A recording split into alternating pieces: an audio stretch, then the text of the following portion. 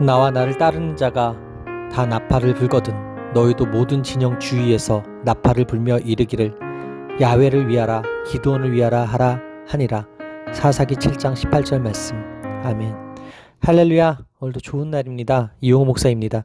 오늘의 원포인트 묵상 본문은 사사기 7장 18절 말씀입니다. 이스라엘은 전형적인 전쟁 방식을 사용하지 않았고 하나님이 알려주신 시간과 전술을 통해 수많은 대적 앞으로 나아갔습니다. 영적 전쟁에서는 자신의 힘으로 이길 수 없습니다.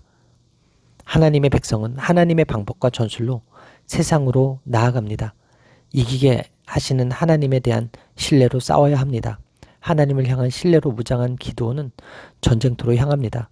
이 싸움의 독특함은 그 방식에서 나타납니다.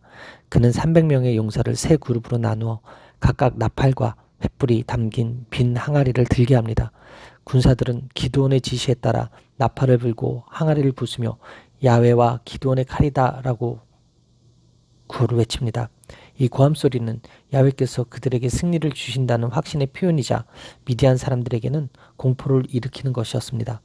기드온 당시의 첫 경비는 저녁 6시에서 10시, 중간 경비는 10시에서 새벽 2시, 새벽 경비는 새벽 2시에서 6시까지였습니다.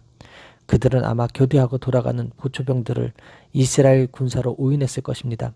300개의 양각 나팔이 미디안 족속에게는 엄청난 규모의 공격 부대가 자신들을 급습하는 것으로 의미했을 것이라는 사실입니다.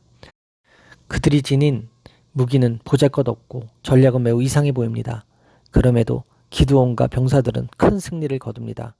하나님은 미디안 군대에 두려움을 안겨주어 서로 칼로 찔러 자멸하게 하십니다. 야훼와 기드온의 칼이여라는 전투 구호에도 불구하고 어떤 칼도 그들의 무기 속에 포함되어 있지 않았습니다. 기드온이 300명에게 무기가 아니라 나팔과 횃불을 들게 하고 소리쳐 외치게 한 것은 32,000명의 군사를 300명으로 줄이신 하나님의 방식을 따른 것입니다. 기드온이 300명과 함께 나팔과 횃불만을 가지고 미디안 연합군을 향해 가는 것을 통해 무엇을 할 수 있습니까? 하나님을 신뢰할 때에만 하나님 방식으로 세상에 맞설 수 있다는 것입니다. 교회가 이런 방식으로 세상과 싸우는 것은 하나님을 신뢰할 때에만 가능합니다. 악한 세력과 전쟁에 임해야 하는 성도도 역시 이러한 주님의 방식을 따라야 합니다. 따라서 오늘의 원포인트 메시지는 하나님의 방식을 따라입니다.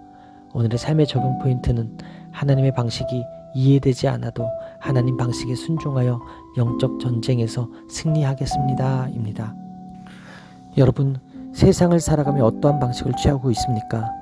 다른 사람들을 경쟁자로 여기며 비방합니까? 다른 사람을 비하함으로써 이기려 하고 한다면 세상 사람과 전혀 다를 바가 없습니다. 반대로 사랑하고 섬기며 다른 사람을 높이는 것은 세상을 이기신 주님의 방식입니다. 세상은 그런 방식으로 이길 수 없다고 조롱할지 모릅니다. 그러나 승리는 우리 자신이 아니라 하나님께 달려있기에 하나님을 신뢰하며 주님의 방식을 따라 가야 합니다. 이것이 교회가 세상과 다름을 나타내며 세상에 맞서는 방식입니다. 세상이 우리를 통해 주님을 볼 수 있다면 주님을 따라 제대로 살아가고 있는 것입니다.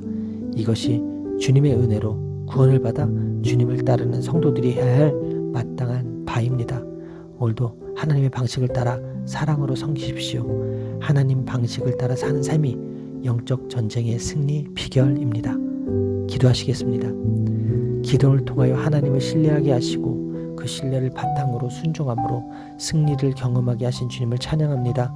하나님 주권 아래 있는 싸움에서 제가 하나님 말씀을 따름으로 원수가 무너지는 것을 보게 하여 주옵소서. 오늘도 하나님 방식에 따라 사는 삶을 통하여 사랑으로 섬기고 영적 전쟁에 승리하는 오늘 되게 하여 주옵소서. 이 모든 말씀 살아계신 예수 그리스도의 이름으로 기도합니다. 아멘. 할렐루야. 오늘도 최고의 복을 받았습니다.